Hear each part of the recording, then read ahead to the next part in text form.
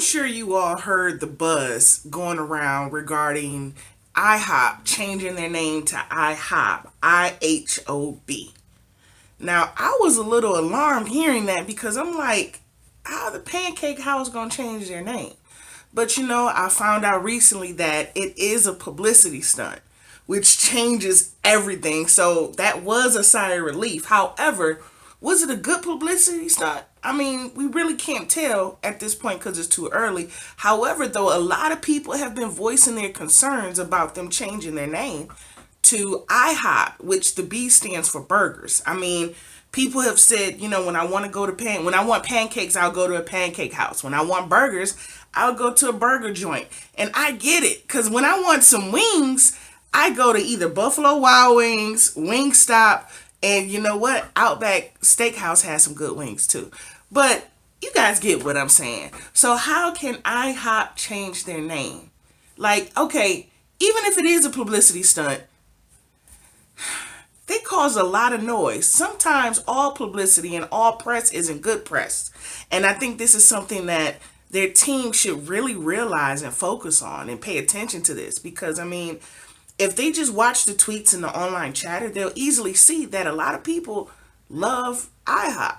Now, I understand that sales may be going down. That's fine. But there's some ways and some things they could have done to easily tweak that without altering their brand. Okay, so let's go ahead and get into it. Number one, know your audience. Take your time to really understand your audience. Even small businesses, small and mid-sized businesses, they struggle with targeting their audience. Now, I understand that you have a good product, you love it, you feel like the world wants it. Unfortunately, that's not the case. Your number one job is to satisfy that customer in a way to where they will keep coming back or refer their friends to you. So what IHOP could have done was understand and really hone in on their audience and see why they weren't coming back or why did the sales dip. Take a look at your audience inside. Is it because a lot of people aren't enjoying breakfast? They don't want to dine in for breakfast, or is everybody on the go? So maybe they should create a product for those that want some breakfast on the go. Always take time to listen to your audience. Life change, we change. Every 10 years, everything changed. So as business owners, it's very important to know your audience at all times. Even if it is 5 to 10 years later or however long you've been in business, we change. So stay on top of that. Number two, know your market. You're not the only one in business doing what you do. I'm not even the only one in business to do what I do. So it is very important to understand and know your market so that way you can properly position yourself in the marketplace. What does that mean? Okay, for example, IHOP is known for pancakes, right? They should take time, and they known for pancakes and breakfast. Let me rephrase that: pancakes and breakfast. I have an IHOP literally within walking distance from me. What they should have done, and I'm not saying just this location, but IHOP in general, look at some of these main areas and see where people are going to dine in for breakfast. Is it Denny's, which I also have down the street? Is it local independent mom and pop type restaurants, which I also have one down the street that does very well. Like every weekend, their line is literally out the door, but IHOP is still empty. So know your market, understand the market that you're in, also understand the market segment that you're trying to get into. Around IHOP, you also have McDonald's, you also have Burger King. When I think of burgers, I think of Five Guys. When I think of dine-in burgers, I think of Red Robin.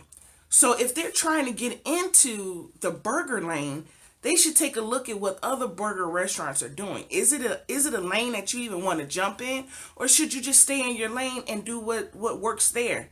So either way, research the market before you jump into the industry. Definitely take your time to see what's working for these other for your competitors and what's not working, so that way you can take those tips and apply it to you. So definitely know your market. And last but not least, focus on being the best at what you're known for.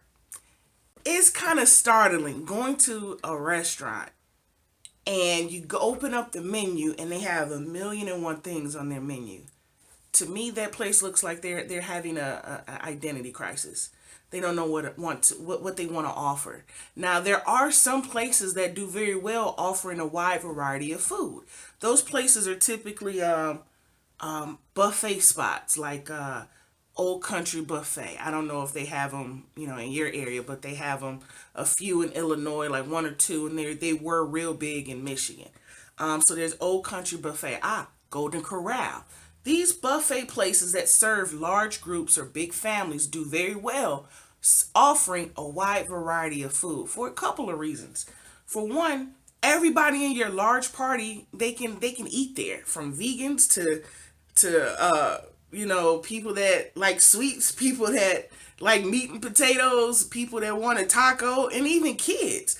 They have a wide variety of food to pick from because you're coming in with a large group.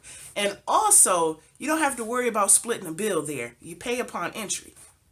So these places do very well at that. Now, if I go to, like, let's say Taco Bell or something, and they serving all different kind of stuff, when you think of Taco Bell, what you think of? Tacos. So I think a lot of restaurants, especially, run into the problem of offering too much to the point where you don't know what they're actually good at. So my advice to small business and mid-sized owners is, don't confuse your people. Don't confuse your audience or your customers and clientele that come in. Don't throw them off, because people are like, they're somewhat overwhelmed. Some of the businesses that do very well are those that focus on what they're known for and be the best at it. So IHOP, you the pancake spot. Make the best damn pancakes. You know what I'm saying? Like, make the best pancakes you can possibly make.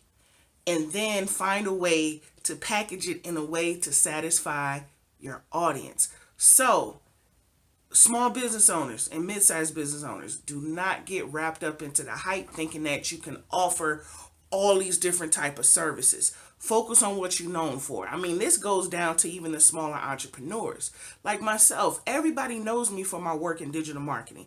They know me for social media and they know me for branding.